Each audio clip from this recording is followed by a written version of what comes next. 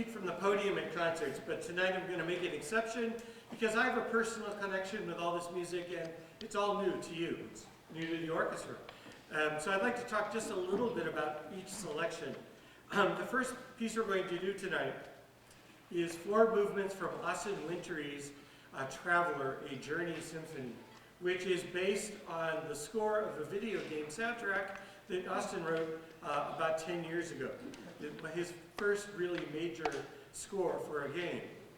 The music, like the video game, is about the arc of life from birth to death and whatever lies beyond. And that's in the music as well as in the game. It's a really beautiful journey, literally.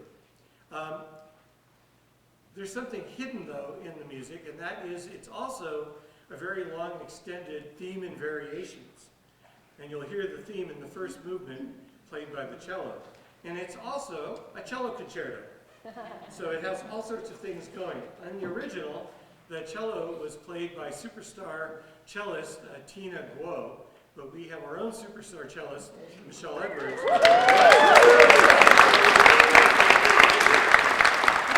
So we're going to be performing 4 movements from the Journey Symphony.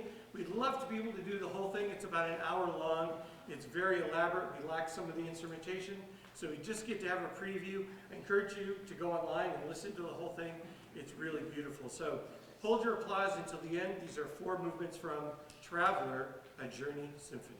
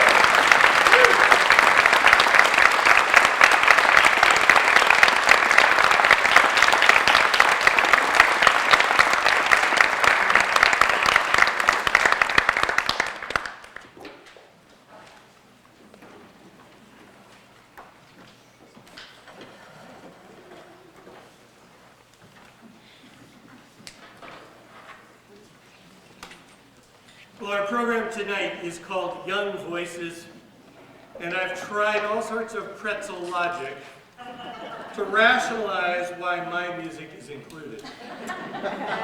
All I can come up with is I'm 67, and I'm still playing video games a lot of my life. So I might be at least young at heart, right? In any case, the reason we're doing this composition is it was commissioned by Eric Roulier and Nick Jones Nick Jones? Right?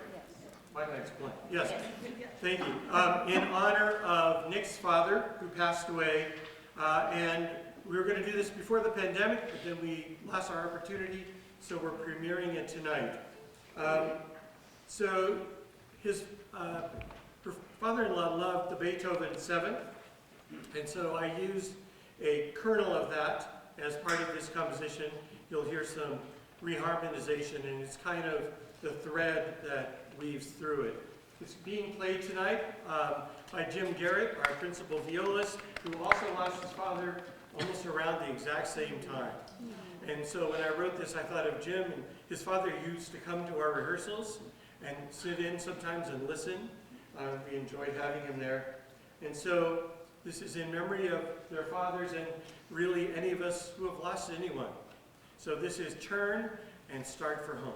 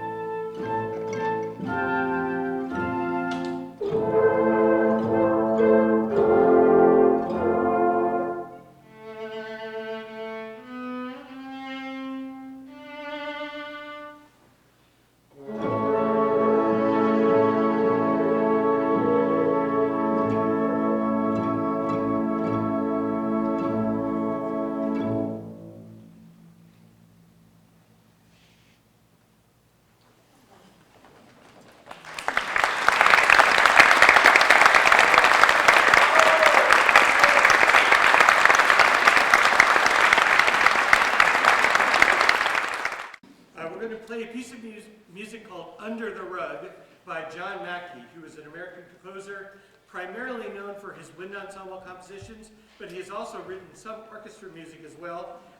He describes this piece as kind of a TV theme from the 1950s, and it describes a housewife, sorry to be sexist, this is what he said, wearing curls, vacuuming, and coming across a dust bunny, which then she chases around until the dust bunny multiplies, kind of like Sorcerer's Apprentice, right?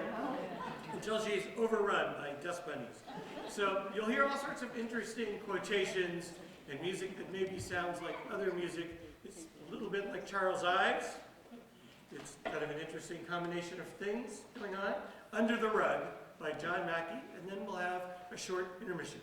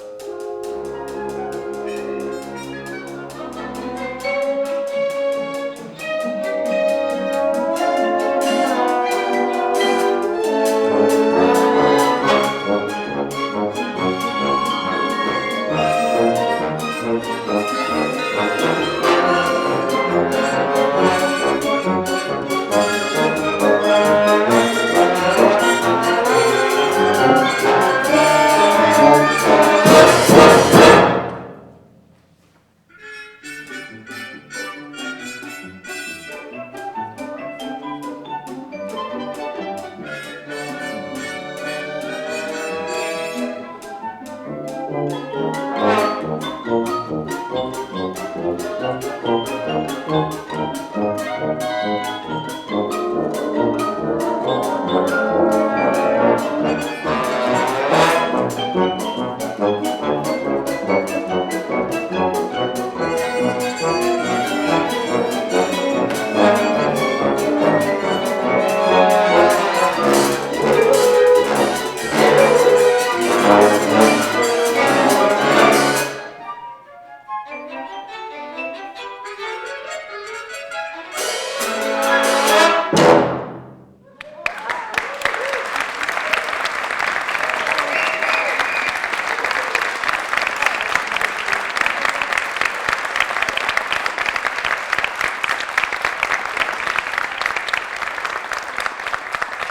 you very much. We'll have a 10-minute intermission, and then we'll be back with Vanitas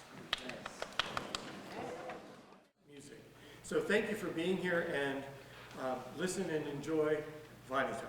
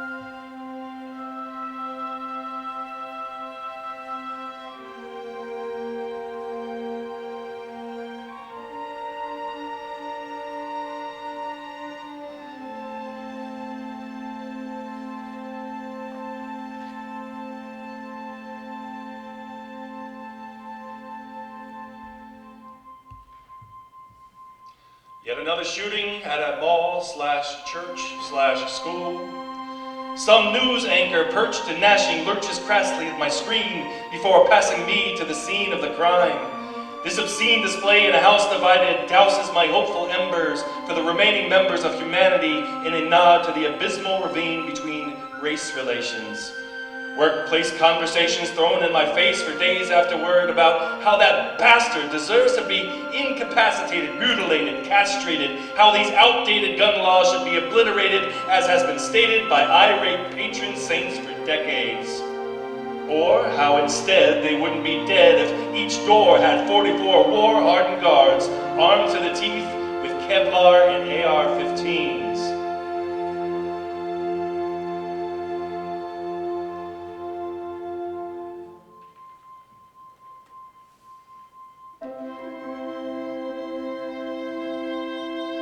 Climate change is a myth.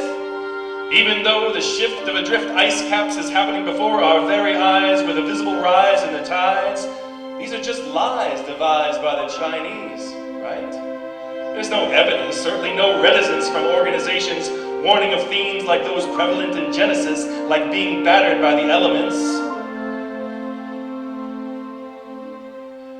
Meanwhile, science is crying in a box, vying for our attention while we pick sides based around our retention of meteorology and conspiracy. And here we see an officer acquitted in the shooting of an unarmed black father, and I'm so bothered by how our forefathers swore there'd be no more blood and gore at the hands of despots, but respite seems far of fantasy in this land. You see their hands grab more quickly for a gun in their cuffs, stuffing roughly whole magazines into the backs of black teens. Scandals, vandalism, money changing hands, people calling for the man to be impeached along with his stand-in, so people reach for their picket signs and preach on social media before taking to the streets to beat their feet against the concrete steps of Capitol Hill. As they should.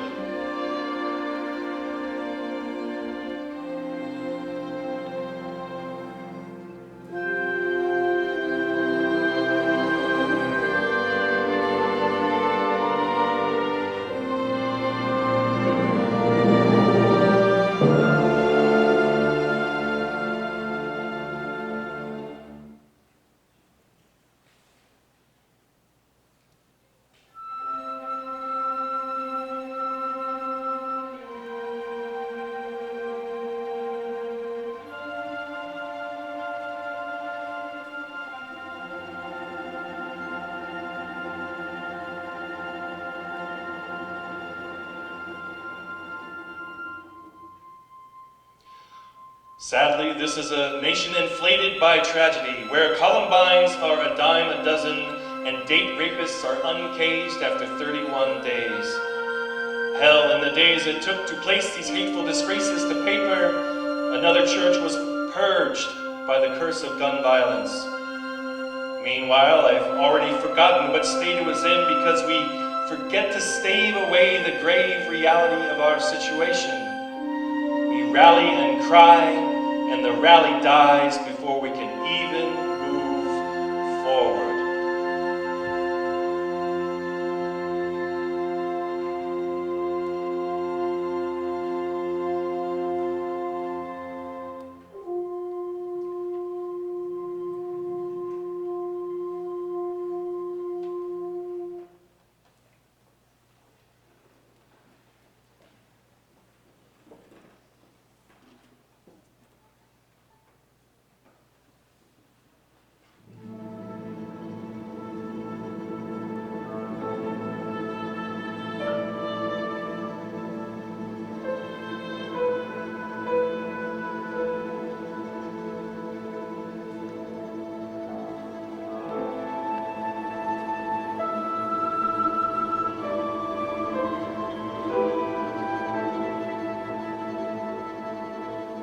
Before I even slip out of bed, I flip through page after page after page of outrage on social media feeds, feeding my need to see a seed of bitterness bloom into a forest of fear. It's this looming canopy of anguish, photosynthesizing off the minds of faceless racists and baseless hatred. The media paints this abysmal prison on screens, creating a schism, a ravine, if you will, between two moral sides of the same national coin. And I think rationally to myself, still pinned to my mattress by my bedspread, that the internet, Nazis, snowflakes, alt-life, pro-life, PC police, and hell, even your Aunt Beatrice with a bachelor's degree in criminal justice suggesting minimal adjustments to atone for unjust corruptions are taking away our happiness. That these and more are sapping the will to live from our veins. When did it come to this? When did we transition from relative bliss to raised fists? When did the news get less face painting and car wash and more brace for nuclear holocaust? Well, never. See, as our screens get bigger, our world is getting smaller. And the universe is hauling us by the collar, forcing us to gawk at the squalor that all our deeds have wrought. The sad historical truth is that ruthless troopers always abuse and shoot first, and Messiah pariahs, versed in restraint and tolerance, are restrained and colored. Way back in the day, we had witchcraft and fiery coals, contrasted to today's class struggle and chokeholds breaking down the economic constitution. Since caves, humans have been afraid of what we don't connect with, so our directive has been directly in check with protecting our necks by crushing the next. We're animals, complete with gnashing teeth, thumbs, bloodlust, and iPads. It just took cameras in our pockets to realize we were that bad.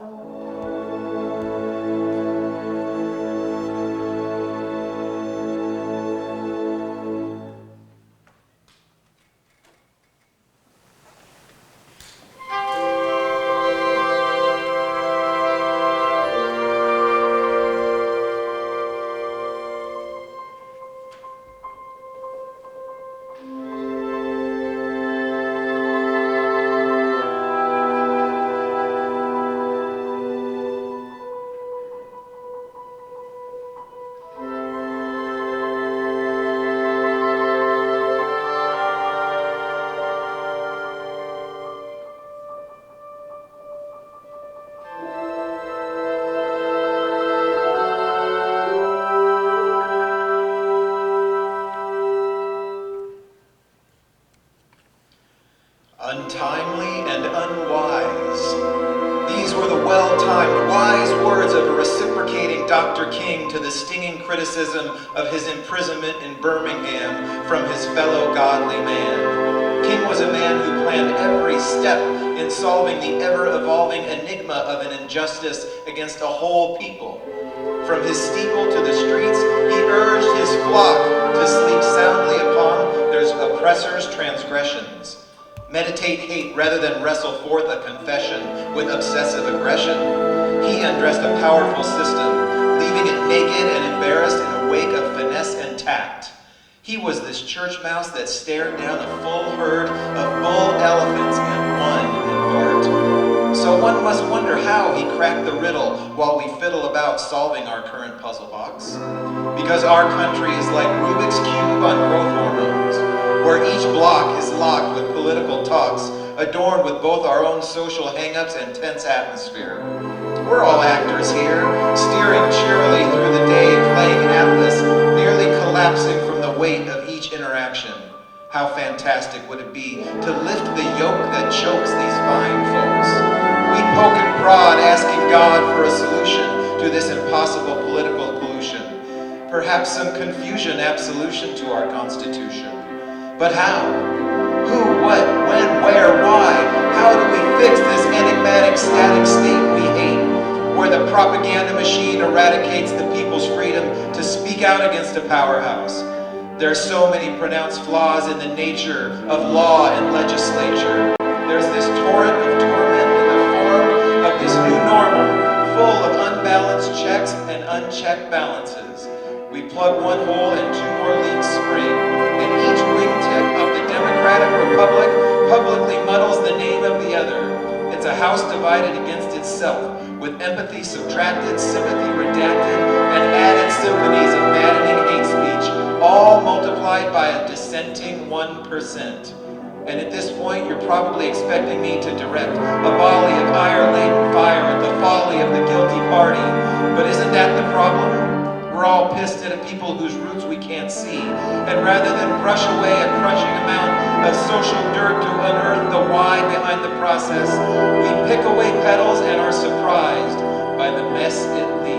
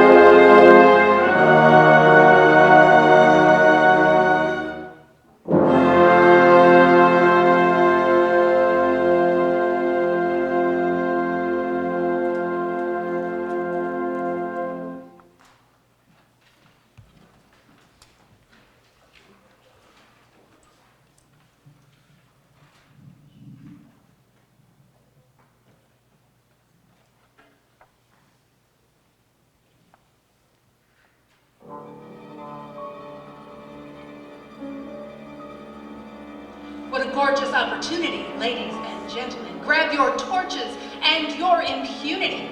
You in the back with the glint in your eye. Where's your fire? People have died. We've an agenda to push. Come along for the ride as we rise above red tape that justifies blatant homicide. There's no time to waste. Wait. I've just been notified that a bombing has taken place. Was it sexuality, religion, money, terror? By God, I bet it was terrible. You, in the back with the phone in your hand, tweet it out and post about the downfall of decency and how we'll always remember to never forget. Get this.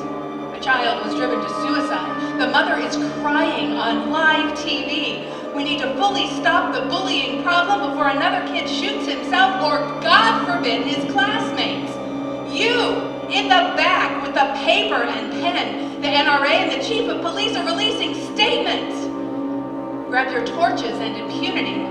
Ladies and gentlemen, what a gorgeous opportunity.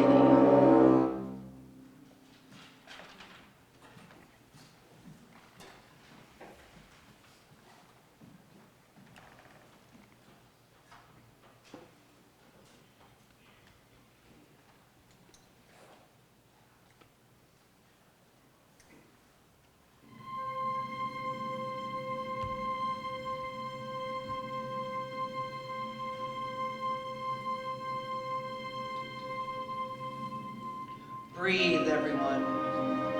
Breathe in the ashes of the flash in the pan that's the United States.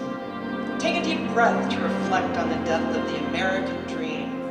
No, it wasn't quite a swift axe by an axe-wielding madman cutting through the nape of our neck, but rather this slow burn churning a pot of scalding hot corruption until it turned and ruptured like a Pompeii of political pyroclast.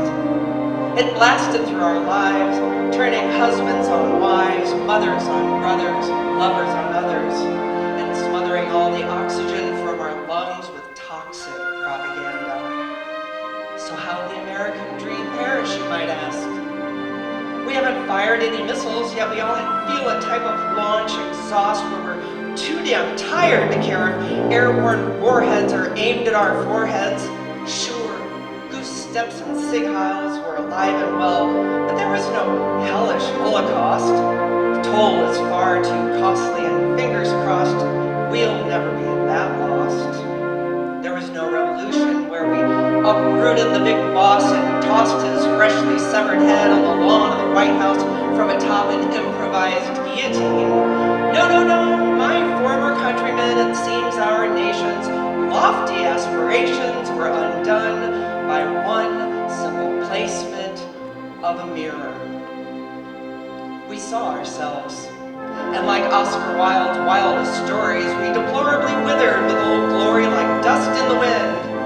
We caught ourselves in statutory purgatory with accusatory oratory, and much like a suppository allegory, we got our heads stuck in our own asses. So breathe in the ashes. Feel them coat your throat while we try to rebuild atop the embers we stoked.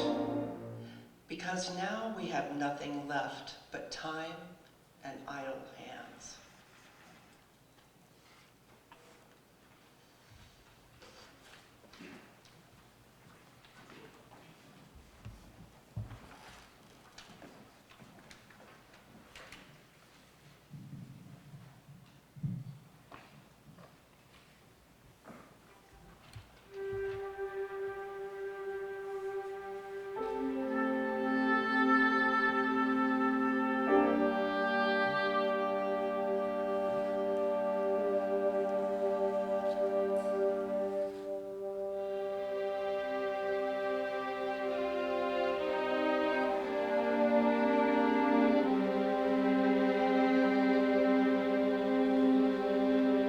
The first step to recovery is admitting you have a problem, right?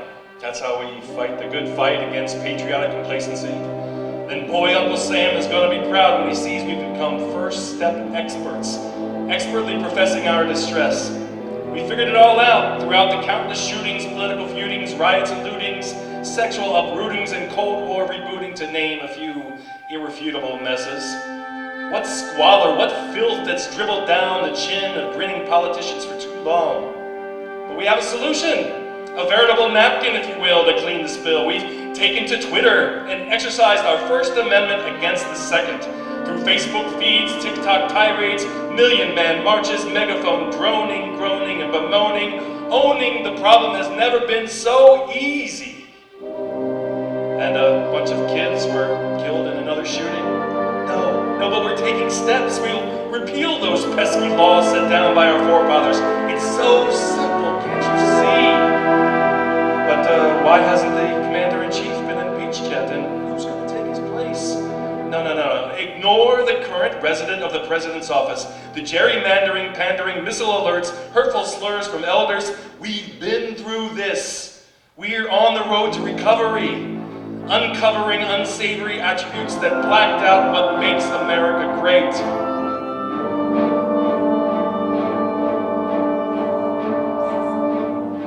But what about the treatment of women, Native Americans, and immigrants being trivialized?